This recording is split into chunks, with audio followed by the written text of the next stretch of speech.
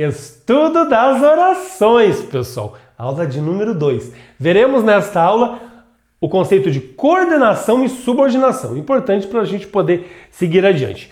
Bom, pessoal, a gente viu lá nos termos da oração, curso anterior, que existe o sujeito, existe o verbo, o complemento do verbo e o adjunto adverbial.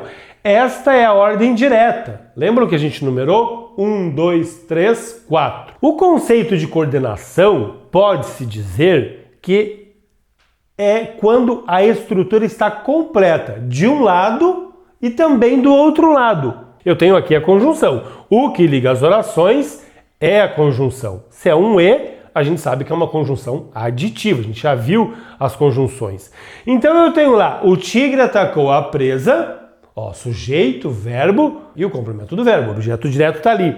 E eu posso colocar uma outra oração lá do outro lado também, com o sujeito, verbo e o complemento do verbo. Cadê o sujeito do verbo assustar? Está aqui na frente, é ele. A gente sabe que é o tigre, que está lá, de acordo com o contexto.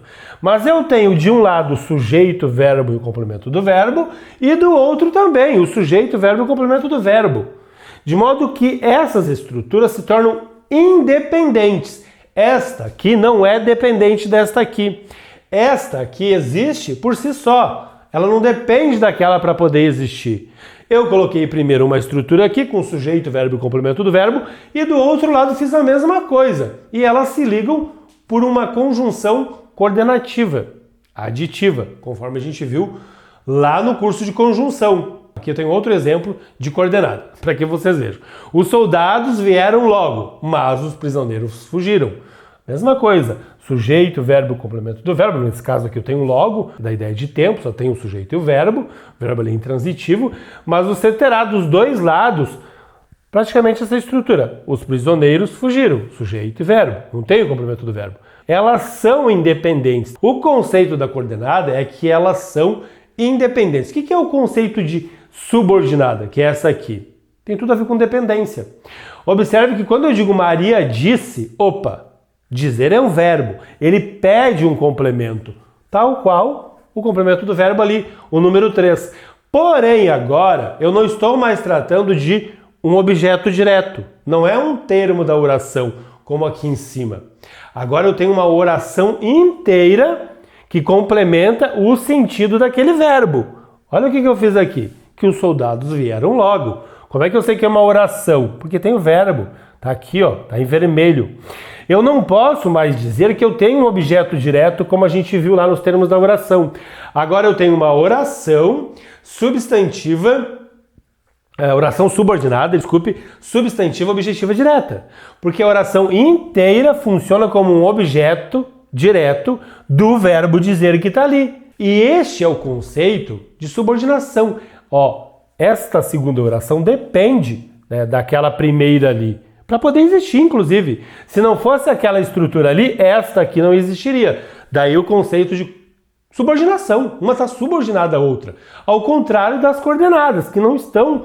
As segundas aqui não dependem das primeiras para poder existir. Agora, essa segunda aqui, ela depende daquela primeira. Se não fosse esta aqui, segunda, não existiria. Tá aí um conceito de coordenação e subordinação para vocês.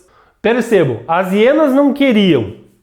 Vocês vão ficar me perguntando o quê? Eu preciso integrar a informação desse verbo. E aí eu coloco lá, posso colocar um objeto direto ou encontro com os leões. Eu sei que isso aqui é um objeto direto, não tem verbo aqui.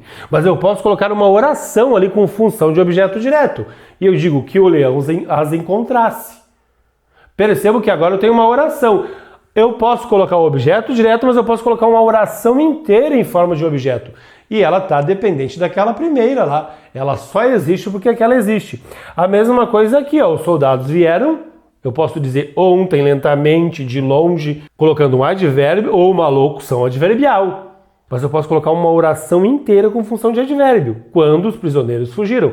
Aqui da ideia de tempo, é uma oração. Eu não posso mais dizer que é um advérbio, é uma oração inteira. E esta segunda só existe porque a primeira existe, senão ela não existiria. Daí o conceito de subordinação, para que eu complete a informação. A bola que Paulo jogou está vazia, está sublinhado, porque a oração aqui é a bola está vazia, que Paulo jogou está ali no meio, que é a nossa adjetiva. Eu poderia colocar a bola branca está vazia, a bola de couro está vazia, a bola suja está vazia, são adjetivos. Mas eu coloquei uma oração caracterizando a bola, que Paulo jogou a bola, caracterizando.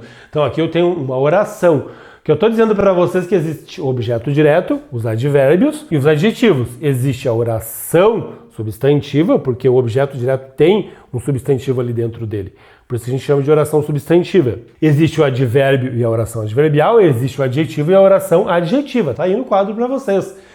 Olha o que vai acontecer aqui, ainda falando sobre o conceito de subordinação. Eu coloquei só as subordinadas. Leia. Não tem sentido. Por quê? Porque elas só existem, porque as primeiras existem, as principais. Essas são as subordinadas. Não tem nada melhor para explicar o conceito de subordinação para vocês do que esse aqui. Ó, agora estão todas aqui, completinha. Tá? As 3 completinhas. Existem 3 tipos de subordinação, tá, pessoal? Existe ali o que é inicia a substantiva. Substantivas são iniciadas por uma conjunção integrante. Pode ser um C também, que a gente vai ver depois, quando a gente estudar substantivas.